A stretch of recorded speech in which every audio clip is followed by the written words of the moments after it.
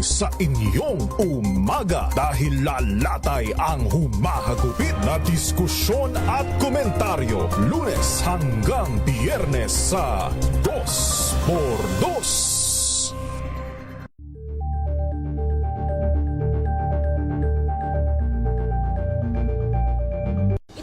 Ng naitalang 17 individual na ang kanilang naaresto.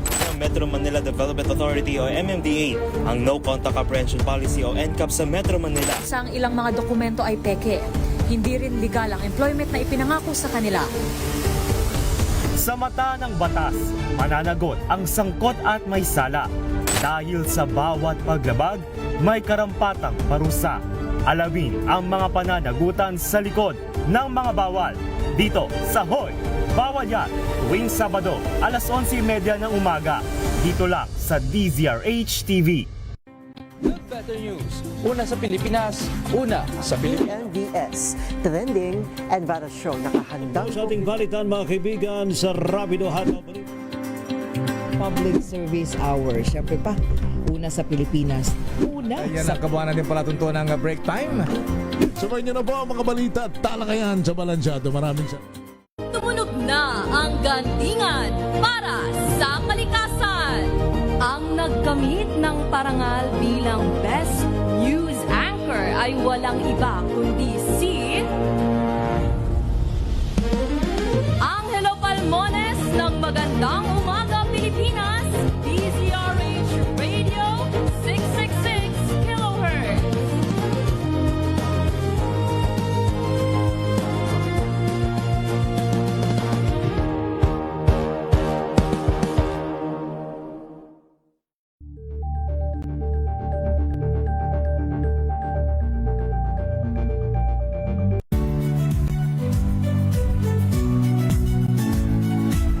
Magandang araw mga kaibigan.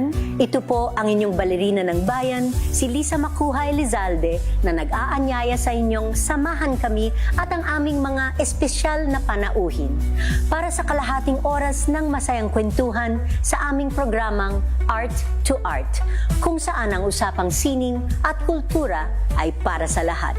Huwag kaliligtaan, tuwing linggo, alas 3:30 ng hapon, dito lamang sa DZRH Radio, DZRH TV, at via online streaming. Samahan niyo pa hanggang 7:30 ng gabi. DZRH Usapang Liga. Magandang gabi Pilipinas, Metro and Mega Manila, nas extension sa DZRH at RHD. Ray Simayan At Kisses Hubson. para sa DZRH, una sa Pilipinas. Una sa Pilipino. We've got you covered. From the hottest hits, exclusive interviews, kilig to the bones fan meet experience, and hataw performances of your favorite stars. Saturdays, 12 noon, dito lang sa DZRH TV.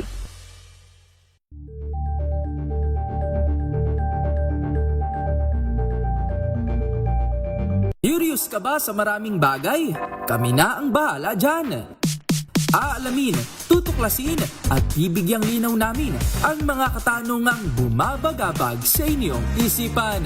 Sa programa kung saan ang bawat sagot ay galing lamang sa mga eksperto. Ang Expert's Opinion, tuwing linggo alas 3 ng hapon, dito lang sa DZRH TV.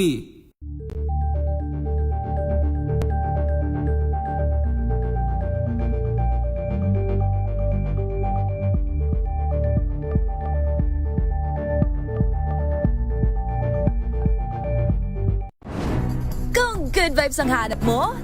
Dito ka na sa sigurado! Mula sa mga istoryang nagbibigay ng inspirasyon hanggang sa mga kwentong may dalang solusyon. Mga balitang pampagaan ang pakiramdam at pampaganda ng araw. Hindi lang ba sa good news, kundi the better news. Mula Lunes hanggang Biyernes, 1:00 ng tanghali sa DZRH TV.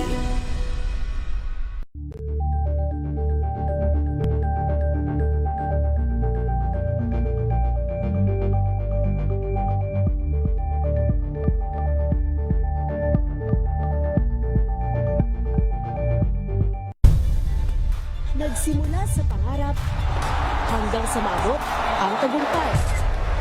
Iba't ibang kwento, iba't ibang mukha ng atletang Pilipino.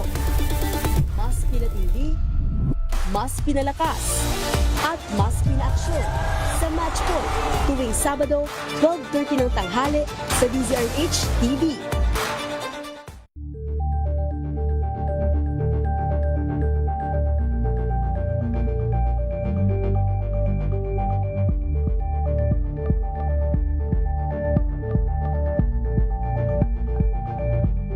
Sa pagbabalik tanaw sa 87 taong legasiya ng DZRH, napagtagumpayan na ng kauna-unahang himpilan ng radyo sa Pilipinas ang iba't ibang pagsubok, kabilang na ang bangungot noong panahon ng ikalawang digmaang pandaigdig. Impormasyong naihatid ng himpilang KZRH ang siyang naging kaagapay ng mga Pilipino at nakasama hanggang sa nakamit ang kalayaan. At nang muling mapas sa kamay ng mga Pilipino ang kasarinlan, nagbukas din ang panibagong yugto para sa himpilan. Mula sa KZRH na kalaunay naging DZRH, ang mga balita at impormasyon ang nagsilbing gabay ng mga Pilipino. Naging hudyat ito ng panibagong simula at patuloy na paglago, kasabay ng pagsilang ng mga programang nag-iwan ng bakas sa kasaysayan at sa puso ng bawat Pilipino.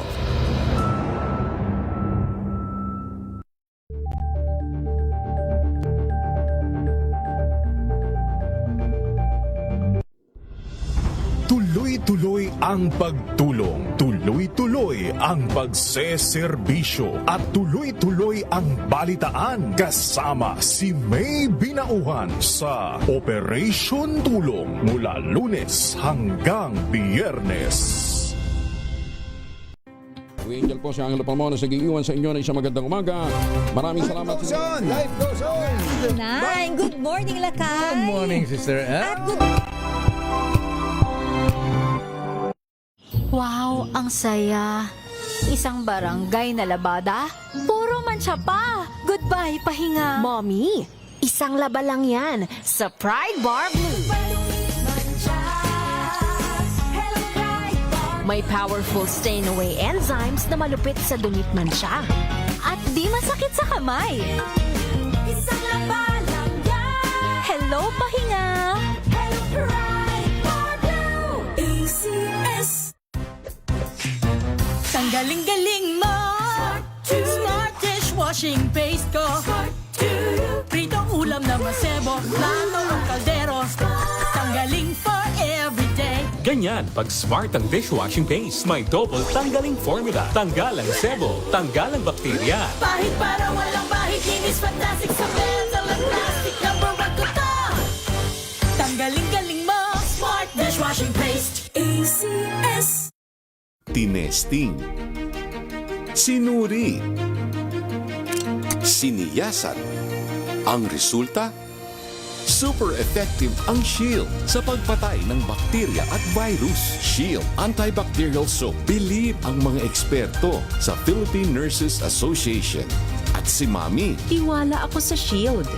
Shield Antibacterial Soap. Napatunayang mabisa. Ang mga nurse, tiwala. ACS. May arte? May budget? Akala nyo lang yon. So solid. White Rose Papaya, wow, White Rose. White Rose Papaya, wow, White Rose. White Rose Papaya. May glow up with White Rose Papaya. White Rose Papaya. May puti power times 2 kasi may papaya at niacinamide. May shea butter and tea tree oil pa. Kutis sulit ang glow up. Glow up with White Rose Papaya. White Rose Papaya. Kutis sulit ang glow up. ACS.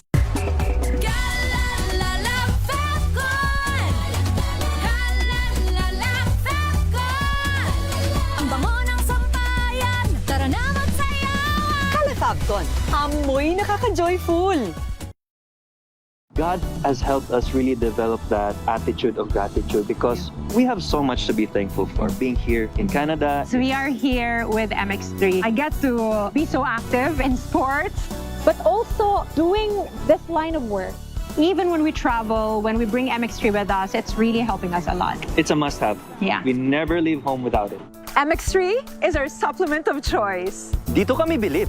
Mahalagang paalala, ang MX3 capsule ay hindi gamot at hindi dapat gamiting panggamot sa anumang uri ng sakit.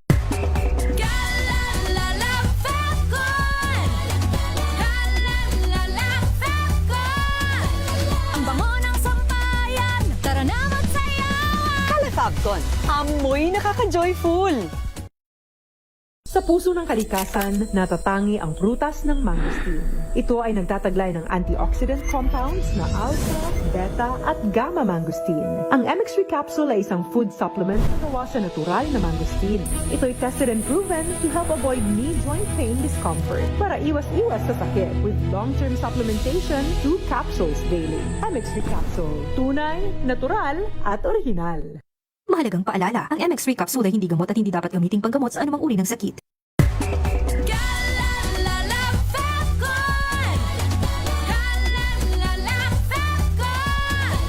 Ang bango ng sampayan, tara na magsayawan! Calafabcon, amoy nakaka-joyful!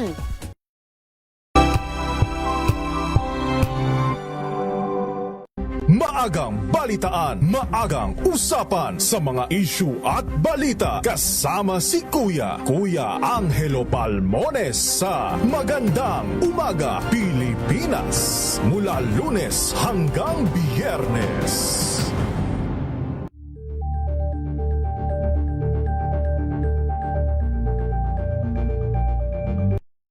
Mga balitang gigising sa inyong umaga. Mga balitang kailangan mong malaman. Mapapakinggan sa ACS Balita sa 2x2.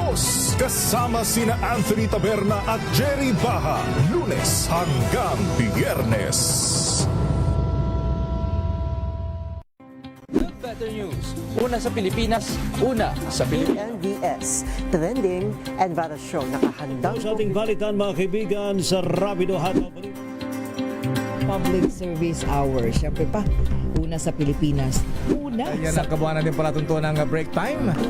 Sabay niyo na po ang mga balita at talakayan sa Balansyado. Maraming alamin ang mga maiinit na isyung pambayan, mga balitang kailangan mong malaman, usapin sa pamahalaan, politika, ekonomiya at kabuhayan. Ito ang mga dapat mong malaman, pakialaman at pag-uusapan dahil kayo ang tinig ng mamamayan dito sa Damdaming Bayan.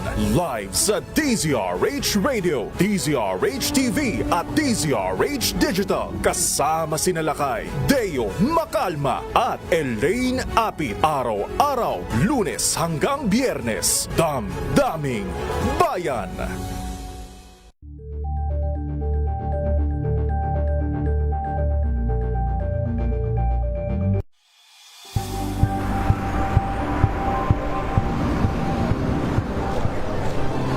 Ating mga eksperto. Dito lang sa Expert Opinion. Ito ang The Better News. TNVS, trending and Vara Show. Iba't ibang anggulo. Dito sa Point. Bawat pananagutan ating tatalakayin dito sa Hoy. Bawal yan. Pilipino, dito lang sa music, matchable entertainment and lifestyle. Ito ang MBC TV Network News. Una sa Pilipinas, una sa Pilipino. RH.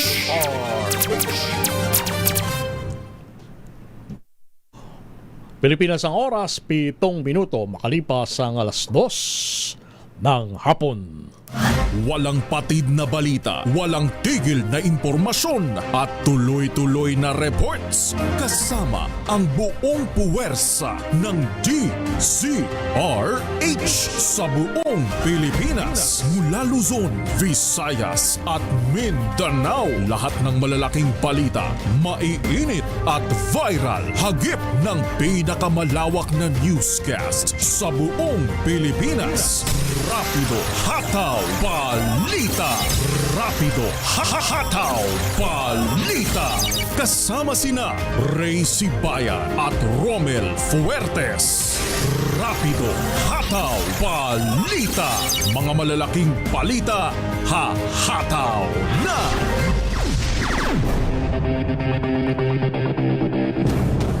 Araw po tayo ng Webes, 16 sa buwan ng Hulyo. Magandang hapon, Luzon, Visayas at Mindanao. Welcome sa inyong programa ang Rapido Hataw Balita. Sa ngalan nila kay Ray Sibayan, ito ang inyong lingkod, si Romel Fuertes. Para sa DZRH, una sa Pilipinas at una sa Pilipino. Narito ang ating headlines. Senador Alan Peter Cayetano, hindi dapat mangamba kung walang dapat katakutan sa investigasyon ng NBI sa 2019 SEA Games. Senate President Gatchalian, umaming siya ang miling na magkaroon ng ibang presiding officer sa impeachment trial. Pangulong Marcos nag-anunsyo ng panibagong ayuda sa gitna nagpapatuloy na tensyon sa gitnang silangan. Impeachment trial, hindi masyado nakaapekto sa paghanda ng Kamara sa SONA. Driver na pinatay ng kanyang pasahero sa Caloocan hindi nakabook sa ride-hailing app ayon sa PNP. Oplan Romanov, banta laban sa First Family, hindi sa pamilya Duterte ayon sa isang dating direktor ng NBI. At 3 sa 4 na suspect sa pagpatay sa marine biologist sa Negros Oriental na aresto na ng kapulisan.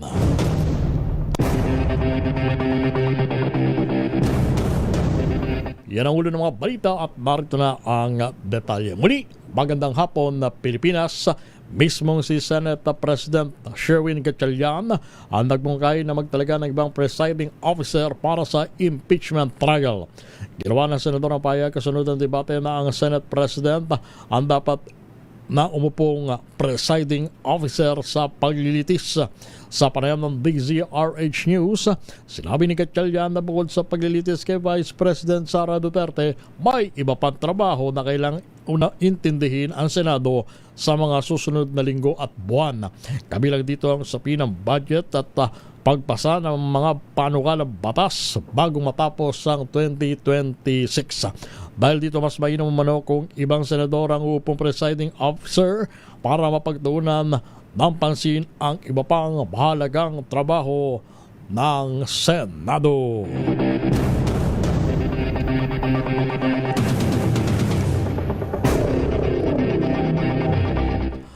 Samantala, sa pamamagitan ng uplift assistance, pinalawak ng pamahalaan ng suporta para sa mga sektor na apektado ng patuloy na krisis sa gitnang silangan. Ayon kay Pangulong Ferdinand Bongbong Marcos Jr., sa ilalim ng programa makakatanggap ng 1 beses na karagdagang tulong ng hanggang sa 2,000 piso ang 3.2 milyong benepisyaryo ng Pagtawid Pamilyang Pilipino o PORPIS at ang Walang Gutom program. Palalawakin din ang suporta para sa 2.2 milyong mahirap at ang malapit na maging mahirap na kabahayan na natukoy sa 2024 Community-Based Monitoring System. Makakatanggap din ng 2,000 pisong buwan simula ngayong Hulyo, o makakatanggap din ng 2,000 pisong kada buwan simula ngayong Hulyo hanggang December ang 1.2 milyong manggagawa na may mababang kita na nakumpirma sa talaan ng Social Security System. Layunin ng programa na mapangalagaan ang kakayahan ng mga pamilya Pilipino na matustusan ang kanilang pang-araw-araw na pangailangan lalo na sa panahon ng matinding pagsubok. 12 minutos makalipas ang alas 2 ng hapon. Iginit ni dating NBI Director Jaime Santiago na banta kay Pangulong Ferdinand Bongbong Marcos Jr. at ang kanyang pamilya ang sinasabing Oplan Romanov at hindi kay Vice President Sara Duterte. Sabi sa DZRH News ni Santiago, una lumabas ang termino ng balaan ni Davao City Mayor Baste Duterte sa isang rally ang presidente na bago matuloy ay isipin na ang nangyari sa mga Romanov. Kaya naman ay ginagulat ni Santiago nang magbago ang naratibo at banggitin ng isang vlogger na si Princess Maui na plano ang Oplan Romanov para patayin ang pamilya Duterte. Tinanong naman ng defense panel witness na si NBI Director Regional Director Jeremy Lotok sa impeachment court kung narinig na niya ang Oplan Romanov. Sabi lamang ni Lotok na narinig niya ang termino kay Baste Duterte at ginamit bilang warning o di kaya ay babala kay Pangulong Marcos.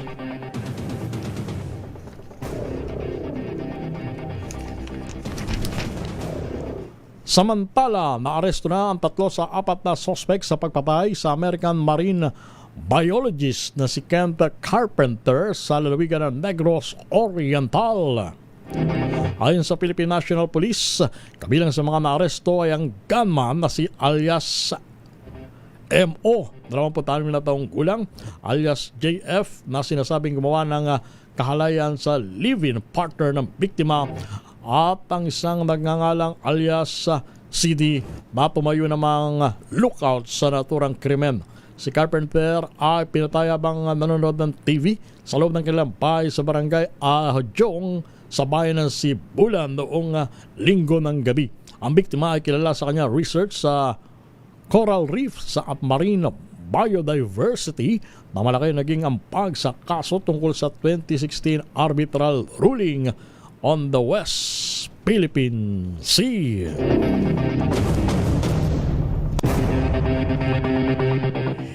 Samantala,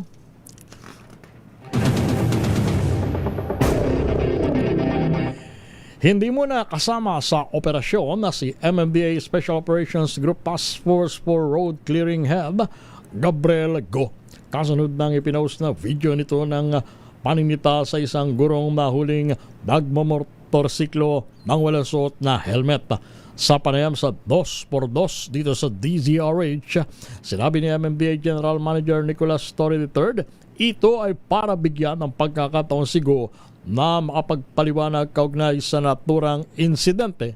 Pero paglilinaw din ni Torre, magpapatuloy pa rin ang clearing operations ng task force kahit naka-leave, naka-floating, naka-bakasyon or hindi mo na makikita sa aksyon si Go.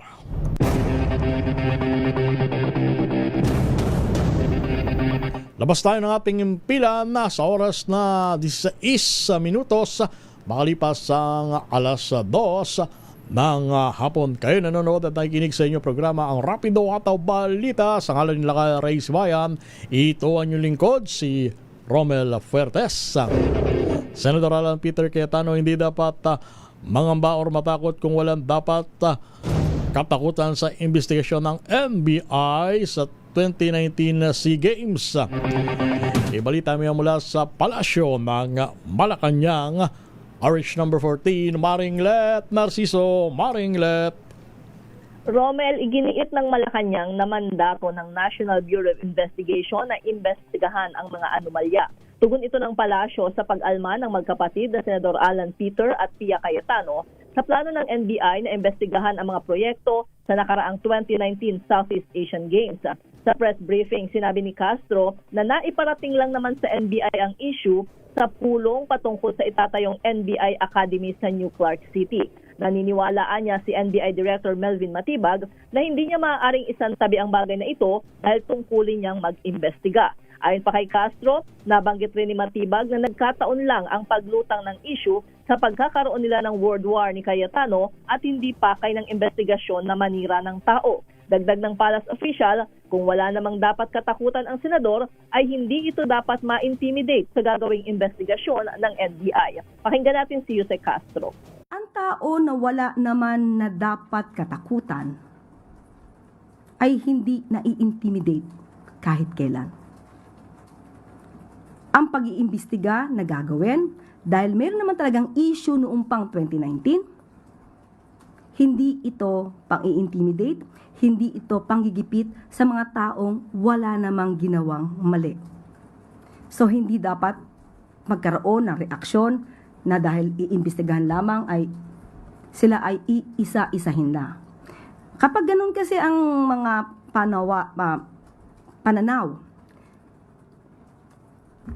dapat siguro, sana, ay hindi dahil maaari silang pag-isipan na kayo ba'y guilty?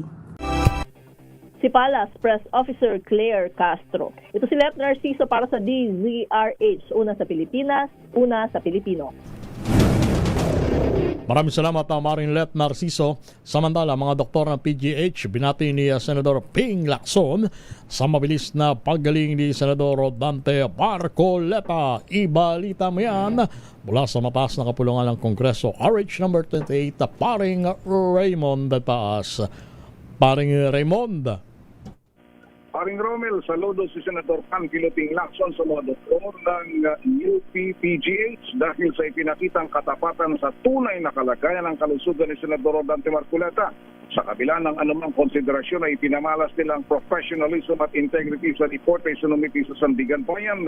Nangantyaw pa si Lacson sa kanyang Twitter o X account na isang milagro ang nangyari kay Marcoleta dahil nga ka-wheelchair nang pumasok sa PGH, ngunit nang lumabas ay mabilis na ang kanyang lakad. Iniutos ng Sandigan Bayan na ipasuri si Marcoleta sa PGH upang malaman kung dapat pa itong manatili sa PNP General Hospital. Dahil sa report ng PGH na wala ng karamdaman si Marcoleta at manageable na ang kanyang hypertension, kaya't iniutos na ng Sandigan Bayan na ilipat na sa New Quezon City Jail sa Payatas. Si Marcoleta ay nakulong dahil sa walang piyansang kasong plunder dahil sa pagtanggap ng 75 million pesos na campaign contribution na hindi diniklara sa kanyang Statement of Contribution and Expenditure o kaya ay kanyang salin. Ito si RH28 Raymond Taas para sa DZRH, una sa Pilipinas, una sa Pilipino.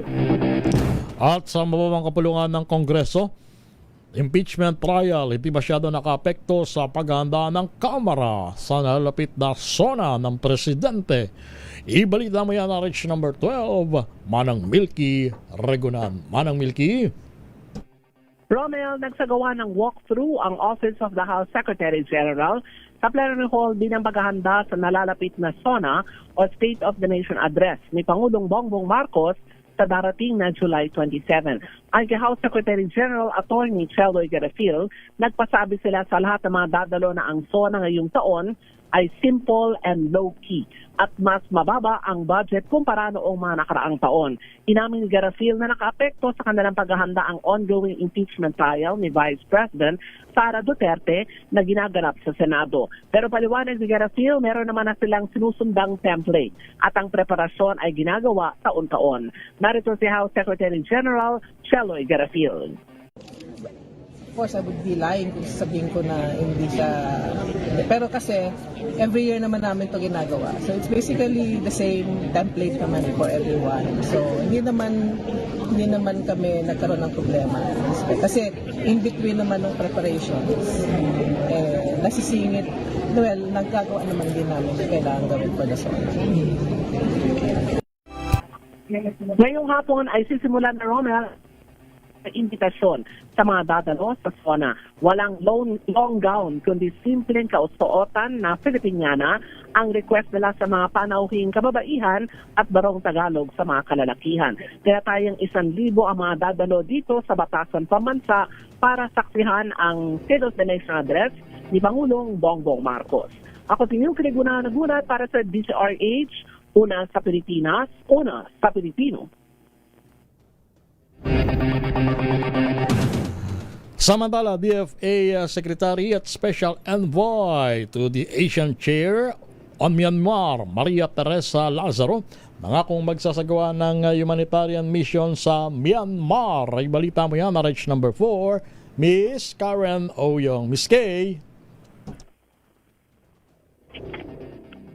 Yes, kasamang Romel, isang humanitarian mission sa Myanmar sa huling parte ng taon ang commitment na binitiwan ni Department of Foreign Affairs o DFA Secretary Maria Teresa Lazaro ng access sa mga lugar na sanhi ng patuloy na civil war sa naturang bansa.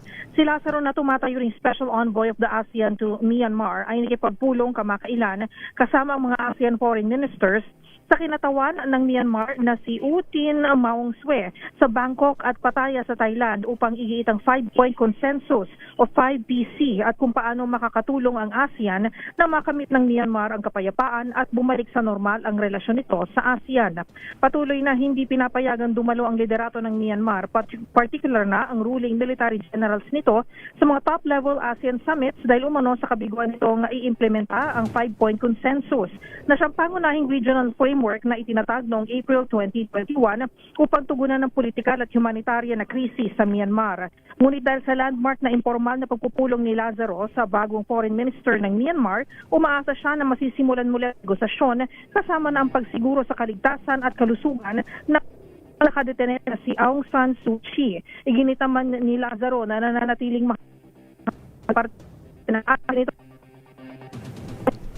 sa organization Myanmar at mga NPC i-negosyo ng isang inklusibong national policy sa pagitan ng mga Myanmar.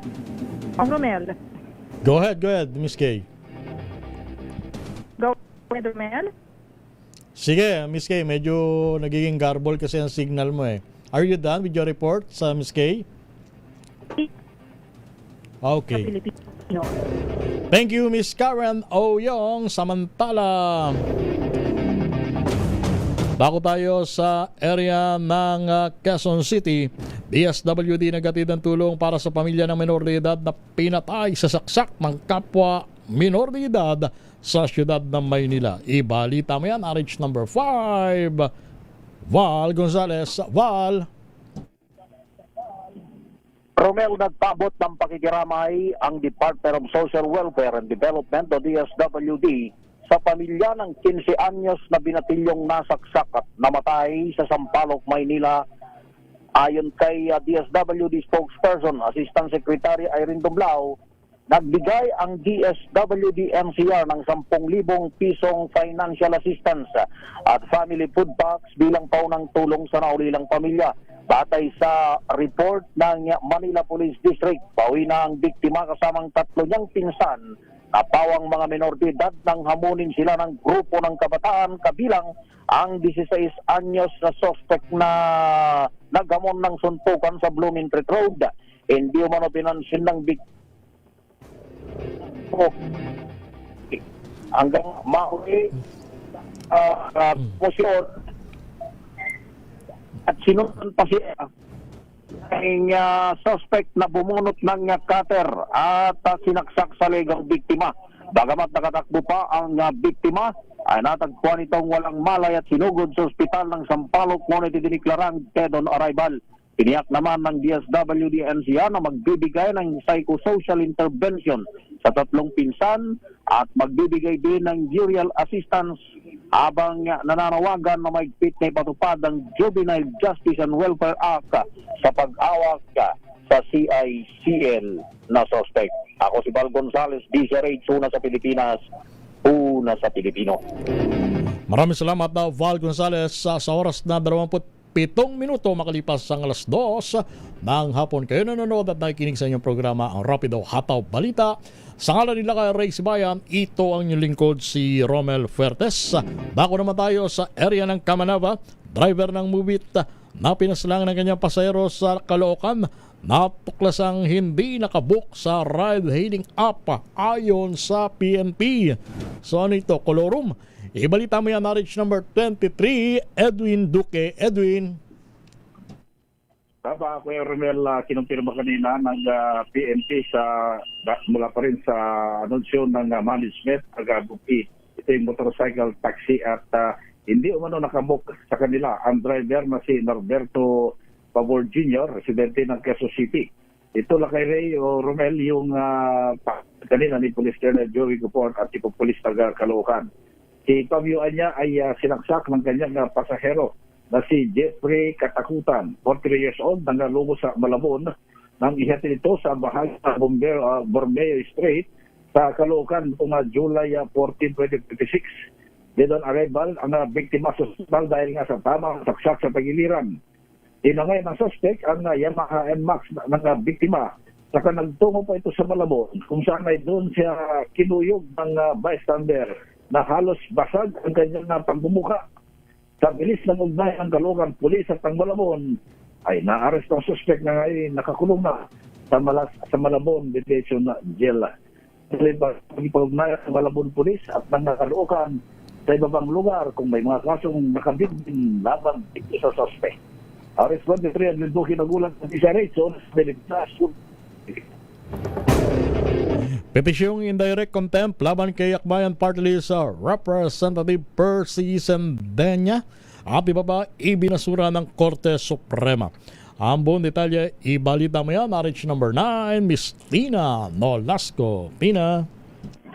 Romel, ibinasura nga ng Supreme Court ang mga petisyon na humihiling na patawan ng indirect contempt sina Presidential Advisor on Poverty Alleviation Secretary Lorenzo Gadon, Akbayan Party List Representative Percy Sendanya at Political Analyst Richard A. Darayan. Nagugat ang kaso sa mga petisyong inihain ni na Atty. Ferdinand De Pasio, Atty. Mark Christopher Tolentino at Atty. Rolex Subico laban sa tatlo. Punto dito na magkakaiwalay na reaksyon ng tatlo sa naging desisyon noon ng Korte Suprema sa naunang planong pagpapa-impeach kay Vice President Sara Duterte. Sa desisyon ng Supreme Court, tinukoy ang aninay pagbalanse ng judicial independence at paggagawat ng hustisya sa tungkulin ng husgado na ipagtanggol ang kalayaan sa pagsasalita, pagpapahayag at pamamahayag. Tinukoy din ang freedom of expression sa 1899 Malolos Constitution na pinalawak pa sa kasalukuyang saligang batas. Ito, si RH9 Tina Nolasco para sa Leader H. Una sa Pilipinas, una sa Pilipinas. Samantala, isang opisina sa Legazpi, Albay na sinasabing sangkot sa illegal recruitment sinilbihan ng closure order ng BMW. Ibalita mo yan, RH number 27, Mr. Noche. Kakas, Mr. Noche. Romel, pinasaran ng Department of Migrant Workers ang Candor Consultancy Services o Candor Visa Consultancy Services sa Legazpi City sa Albay. Ayon sa DMW, ang naturang opisina ay sangkot umano sa illegal recruitment. Napag-alaman kasi ng DMW na walang kaukulang lisensya. Wala rin umanong authority sa tanggapan ng DMW para magsagawa ng recruitment.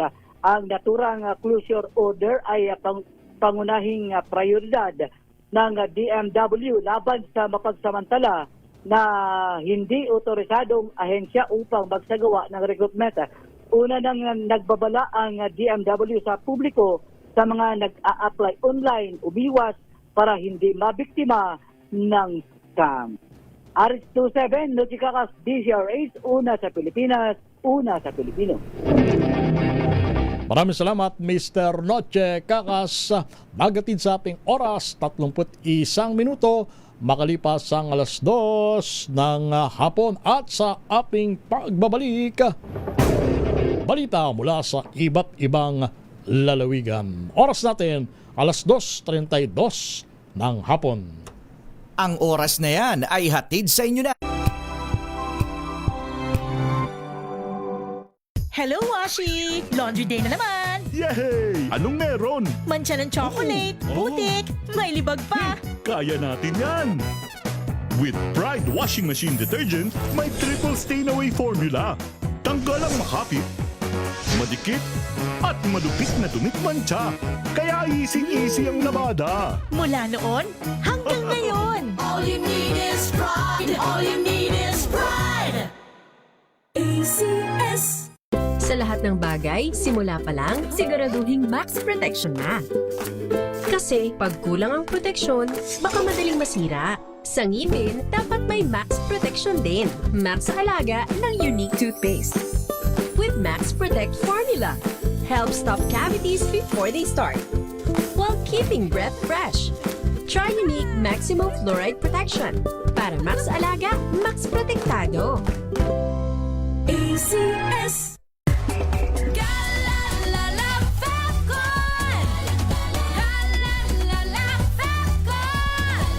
Ang bango ng sampayan, tara na magsayawan. Calafabcon, amoy nakaka-joyful. Hola a todos! Saludos de Madrid, España. Ako nga pala si Hilal Baracin, 45 years old, isang negosyante at ito ang aking kwentong MX3. iba yung trabaho namin as overseas Filipino workers dito sa Europa. Doon pumapasok yung benefits ng paggamit ng MX3. Ang MX3 capsule na to ay gawang Pilipino, nakaka-proud. Mabibili niyo to dito sa Madrid. Arriba MX3! Dito ako bilib! Mahalagang paalala, ang MX3 capsule ay hindi gamot at hindi dapat gamiting panggamot sa anumang uri ng sakit.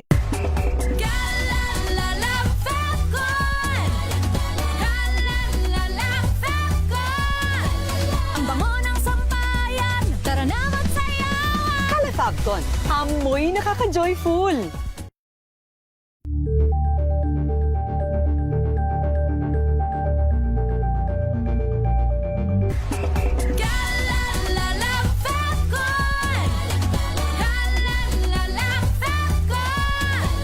Ang bango ng sampayan, tara na magsayawan! Fabcon, amoy nakaka-joyful!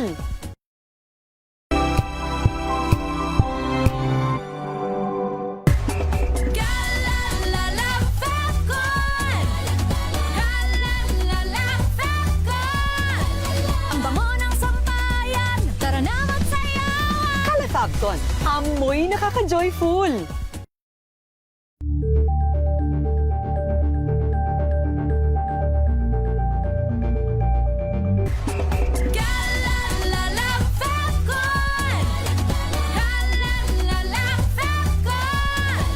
Ang bango ng sampayan, tara na magsayawan! Fabcon, amoy nakaka-joyful!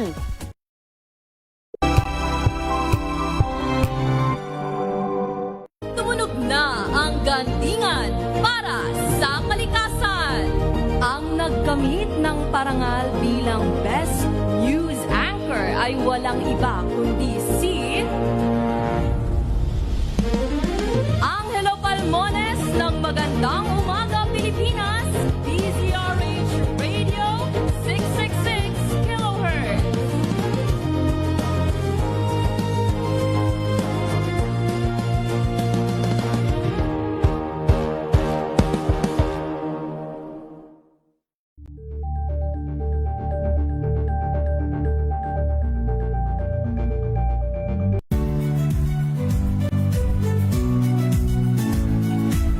Magandang araw mga kaibigan.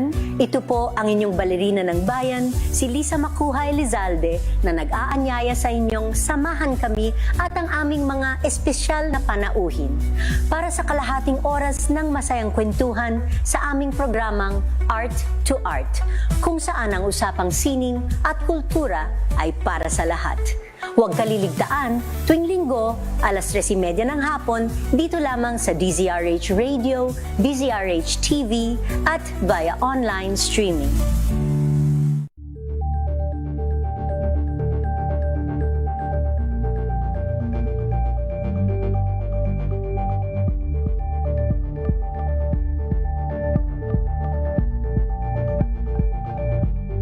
We've got you covered.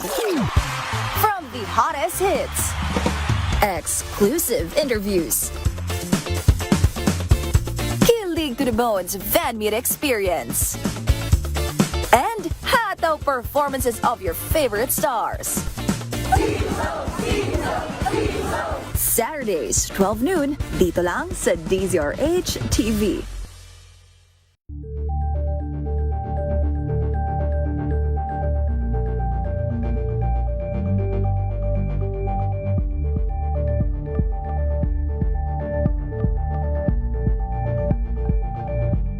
Curious ka ba sa maraming bagay?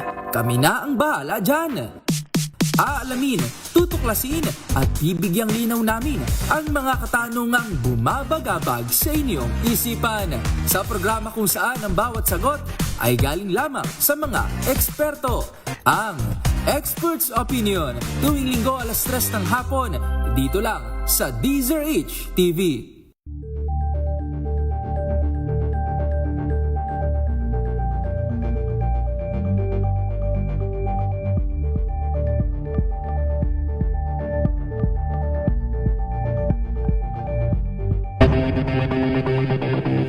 Sa oras na alas 2:38 ng hapon, kayo nanonood at nakikinig pa rin sa inyong programa, ang Rapido Hataw Balita.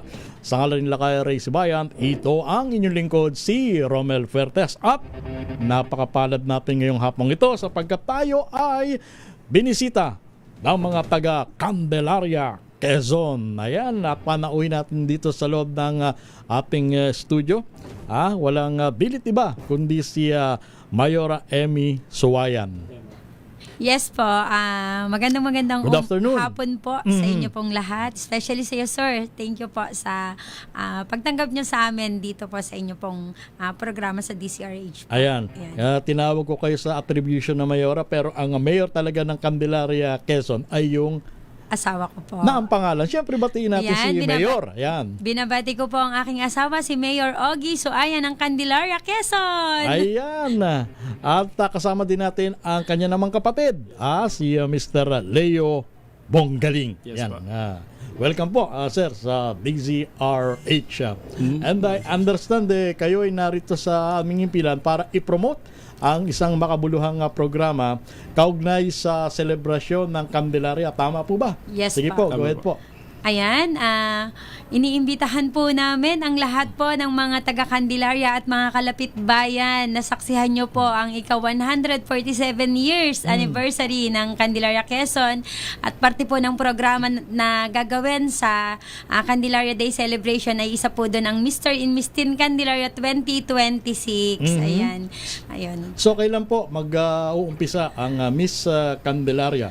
Ang coronation night po ng Mr. and Miss Teen Candelaria ay ngayon pong August 4, 2026 at syempre mag-start po ang programa at mga activity ng Candelaria Day Celebration ng August 2. Syempre, obviously, ang mga taga Candelaria ay likas na magaganda. Pero ilan ang kalahok sa patimpalak natin? Meron Mayora? po kaming 15 na babae at 14 na lalaki.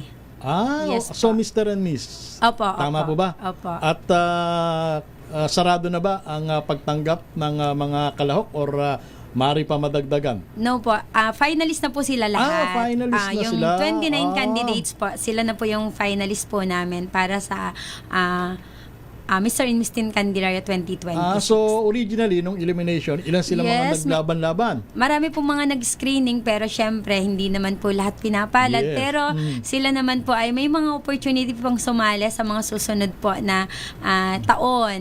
Ayun. At ilan dito ay narito sa ating impilan? Sige. Magpakilala po kayo, ma'am, madam. Go ahead po. Pakipindot po yung... okay na, sige.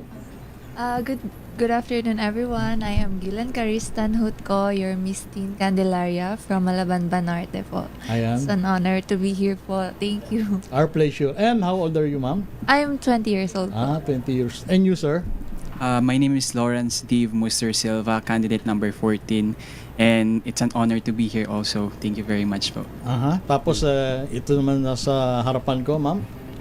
So, hi everyone. I'm Cariz Adrian Espinosa, representing Malaban Norte, Candelaria, Quezon, and thank you for having us here po. Please, ma'am. Good afternoon, everyone. My name is Arian Fiona Fabri. I'm candidate number 22, and I'm representing Barangay Poblacion. I'm really grateful po to be here. Our pleasure, ma'am. And you, ma'am? And you, sir? Mabuhay, I am Napoleon Vincent Garcia Banagan. I am 19 years old and I'm your Mr. Teen Candelaria 2026 from Barangay Pahinga Norte. And I'm your candidate number 15. It's a pleasure for having us here po. Pwede maging broadcaster si Sir. At ano po ang masasabi ninyo sa mga taga Candelaria na gustong lumahok sa mga ganitong patimpalak at paano po makakatulong ang LGU sa mga kanilang mga nasasakupan? Ang LGU po namin sa Candelaria ay full support po sila sa lahat ng mga programa ng mga pangkabataan, sa lahat ng mga sector, sa lahat ng mga aspeto na makakatulong sa mga nasa community. Kaya naman po, marami naman po talaga ang may gusto na sumali lagi sa Mr. and Miss Teen Candelaria kasi sila po yung mga panlaban din namin sa mga national pageant. Actually, si Miss Maria Tisa Manalo ay galing po siya sa Candelaria. At siya po ay may mga sinalihan din po sa amin sa aming bayan ng mga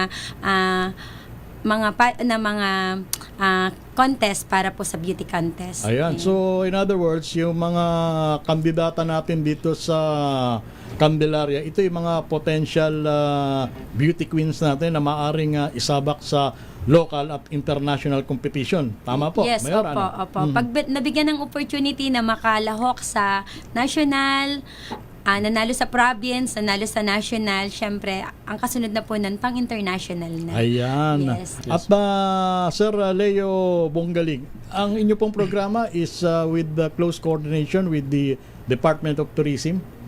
Yes po, sir. Kasi isasama na rin po namin i-promote yung aming People's Night sa August 5.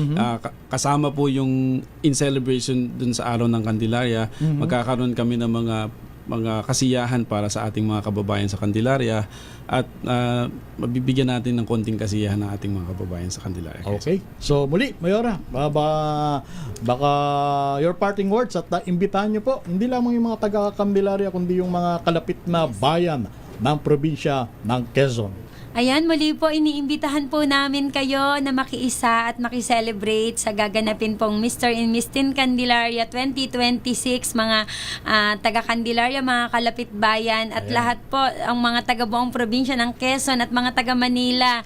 Ini-invite po namin kayo, and for sure, mag-i-enjoy po kayo kasi makikita nyo po talaga sa amin pong pageant ang mga talagang hinasa sa talino, may mga kanya-kanya pong katangian ang bawat kabataan at talaga naman pong ipagmamalaki po namin na kami ay isang Candelariahing Pinoy. Ayun, maraming salamat. Congrats and good luck sa mga kalahok natin sa Miss and Mr. Candelaria. Kailan po uli?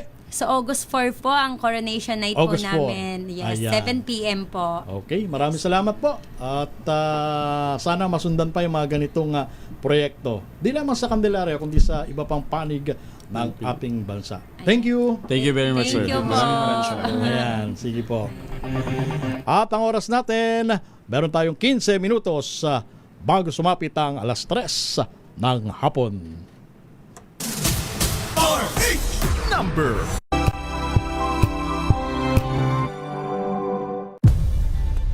Nagsimula sa pangarap hanggang sa maabot ang tagumpay. Iba't ibang kwento, iba't ibang mukha ng atletang Pilipino. Mas pinatindi, mas pinalakas, at mas pinaaksyon sa Match Point tuwing Sabado, 12:30 ng tanghali sa DZRH TV.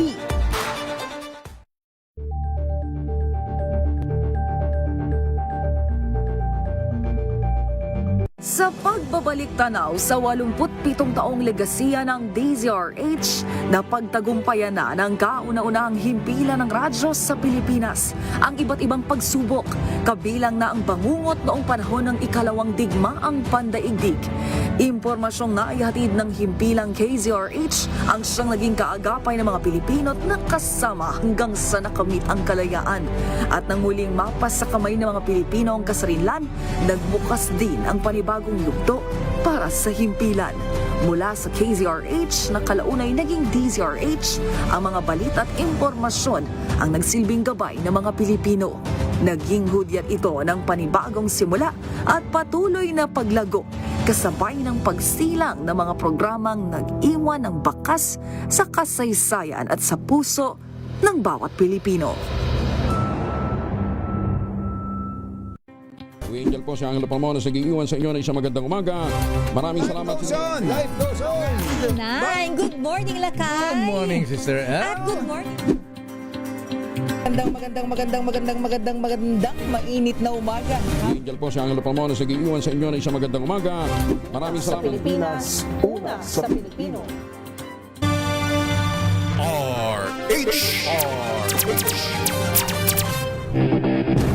At balik tayo sa ating balitaan na Vice President Sara Duterte may kinausap umano na talagang hitman na hindi lang natunton. Ayon yan sa isang dating Chief ng National Bureau of Investigation. Ang buong detalye, balita mo yan, Marriage number 15, Giselle Ricafort. Giselle.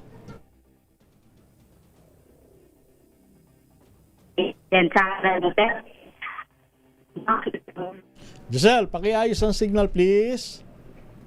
Lucky Romel. Sige, go ahead. Lucky Romel. So, talagang hitman si Vice President Sara Duterte para ipatumba si Pangulong Bongbong Giselle. Babalikan ka namin na Giselle. Samantala, active shooter drill isasagawa ng Quezon City Police District sa siyudad ng Quezon. Val Gonzales, balita mo yan, Val. Romel, katuwang ang Department of the Interior and Local Government at Quezon City LGU ay pangungunahan ng Quezon City Police District ang isasagawang active shooter drill at iba pang security training sa mga paaralan sa lungsod.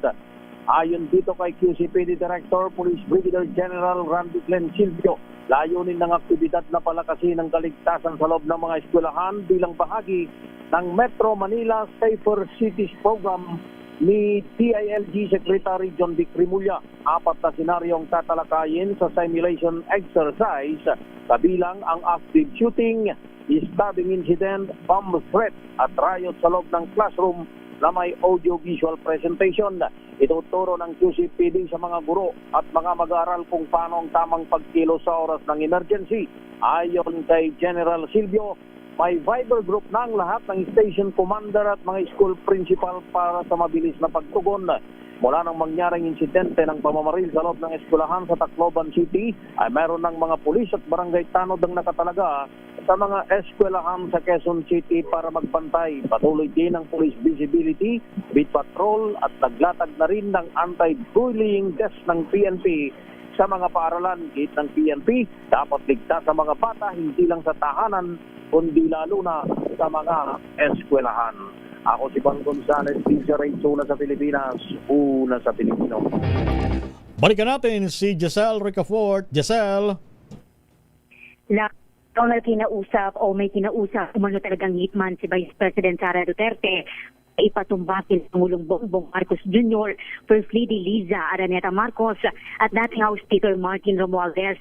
Sabi sa DZRH ni dating NBI Director Jaime Santiago, may kinontak ang pangalawang Pangulo pero hindi lang natunton o natukoy ng Bureau noon.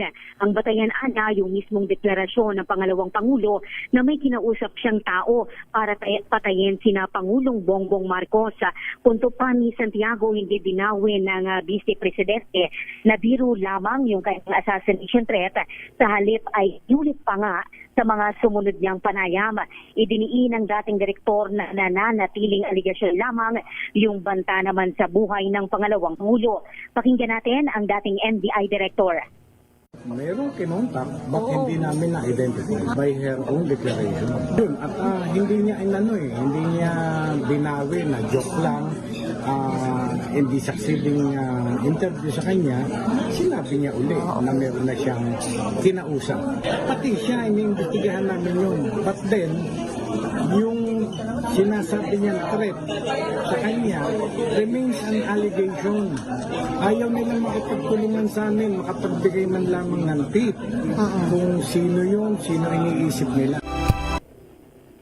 Inimbestigahan daw ng Bureau o ng kanyang liderato yung sinasabing banta sa buhay ng pangalawang Pangulo pero hindi naman ito nakipagtulungan sa kanilang investigasyon. Ang sabi pa ng dating NBI Director, 2 beses inimbitahan ng NBI si VP Sara para magbigay sana ng pahayag at magbigay linaw sa usapin. Matatandaan na yung pamunuan ni Santiago yung nagrekomenda noon sa DOJ na kasuhan ng inciting sedition at grave threat si Duterte noong February 2025. Ito si Giselle Ricafort sa DZRH, una sa Pilipinas, una sa Pilipino. Maraming salamat, Giselle. Samantala, balita mula sa iba't ibang lalawigan. Binata patay sa aksidente sa motorsiklo sa Urdaneta City sa probinsya ng Pangasinan. Ibalita mo yan, RH number 38 to Freddy Fajardo. Freddy. Hindi na umabot ng buhay sa Urdaneta City District Hospital ang isang 22 anyos na binata matapos maaksidente sa motorsiklo sa Urdaneta City. Batay sa ulat ni OIC Chief of Police Lieutenant Colonel Renwick Alamay, binabagtas ng biktima ang kahabaan ng provincial highway sa syudad alas 3:25 ng madaling araw. Ang kasang isang 21 anyos na construction worker sa pagdating sa palikong bahagi ng daan na lose control ito sa manubela dahilan ng kanilang pagsimplang at nabag tinagok ang ulo ng biktima sa simentadong kalsada at wala itong malay na itinakbo ng LGU ambulance sa paggamutan, subalit idineklarang dead on arrival na ng duty physician. Ang backrider ay nagtamo lamang ng minor injury na pag-alamang galing sa inuman ng mga biktima ng maganapang aksidente at kapwa sila walang suot na helmet. Mula sa Action Radio Pangasinan, ito si Freddy Pajardo Aristartet nag-uulat para sa DCRH Una sa Pilipinas, Una sa Pilipino. Meron pa tayong 7 minuto bago sumapit ang alas 3 ng hapon. 22 milyong pisong halaga ng ilegal na produktong petrolyo. Nasabat naman 8 ang arestado sa probinsya ng Bataan. RH number 37, Danny Comilang. Danny.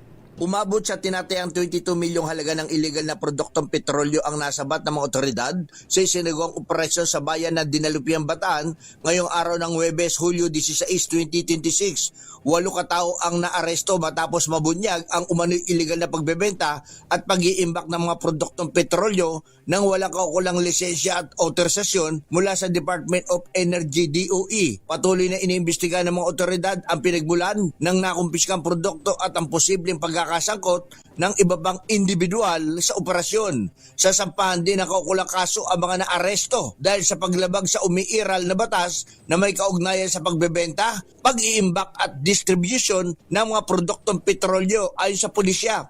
Bahagi ang matagumpay na operasyon ng pinaigting na kampanya ng mga otoridad laban sa illegal na fuel trading upang maprotektahan ang publiko at matiyak ang pagsunod sa mga umiiral na regulasyon. Daddy Kumilang, RH37, DCRH, Una sa Pilipinas, Una sa Pilipino.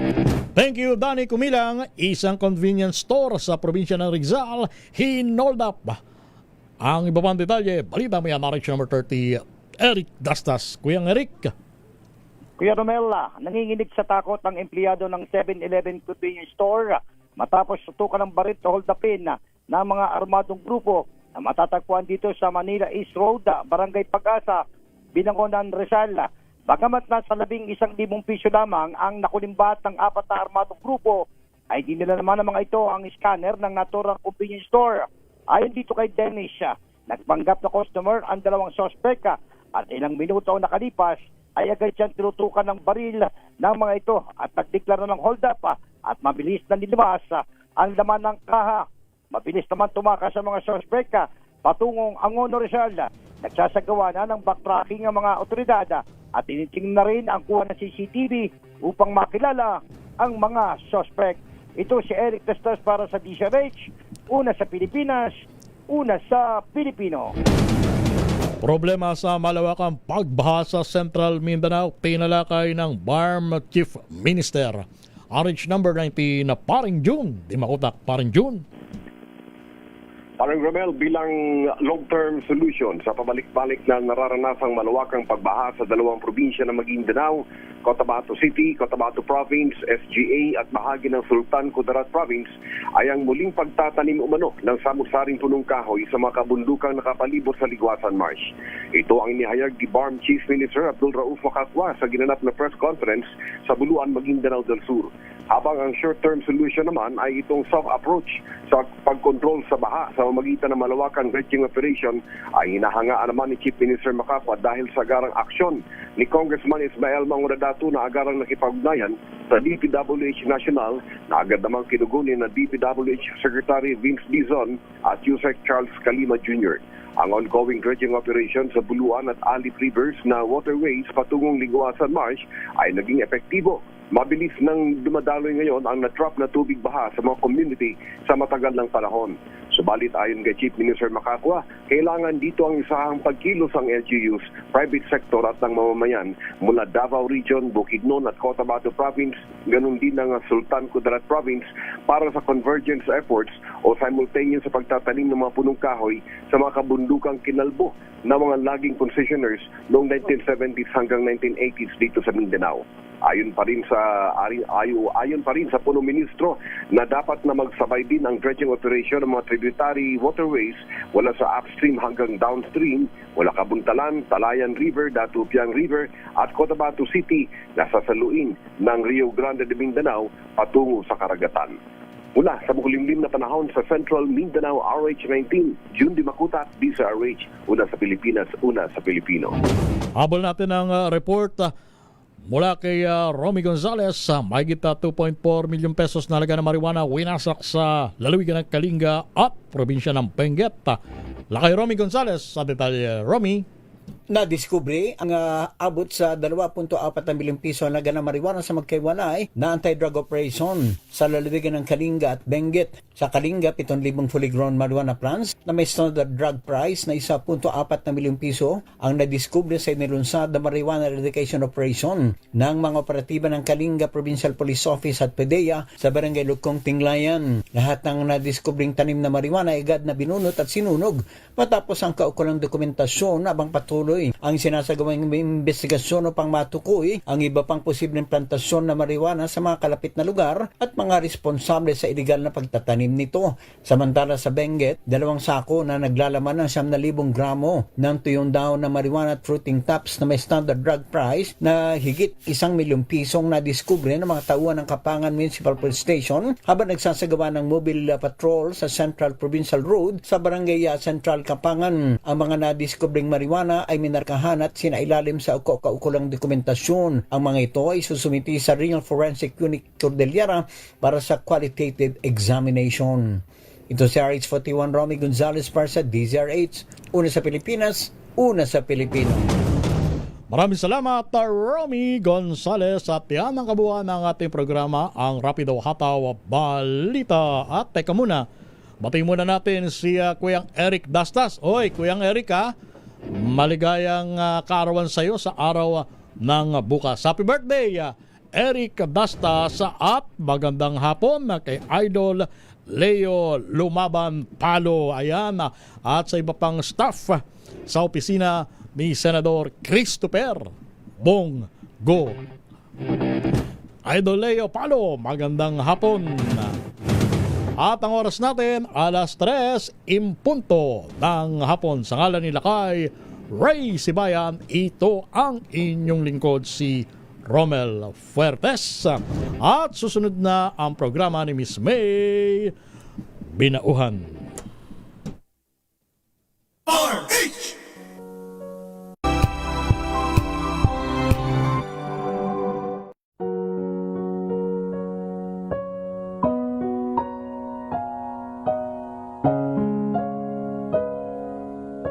Pumanaw ka, Jesus. Subalit ang bukal ng buhay ay bumalong para sa mga kaluluwa at sa karagatan ng awa ay bumugso para sa sanlibutan. O bukal ng buhay, walang hanggang awa ng Diyos. Yakapin mo ang sangkatauhan at ibuhos mong ganap ang iyong sarili para sa aming lahat. O banal na dugo at tubig na dumaloy mula sa puso ni Jesus bilang bukal ng awa para sa aming lahat. Ako ay nananalig sa iyo, banal na Diyos, banal na puspos ng kapangyarihan, banal na walang hanggan. Maawa po kayo sa amin at sa buong mundo. Banal na Diyos, banal na puspos ng kapangyarihan, banal na walang hanggan. Maawa po kayo sa amin at sa buong mundo. Banal na Diyos, banal na puspos ng kapangyarihan, banal na walang hanggan. Maawa po kayo sa amin at sa buong mundo. Amen. O Jesus, Hari ng awa, kami ay nananalig sa iyo.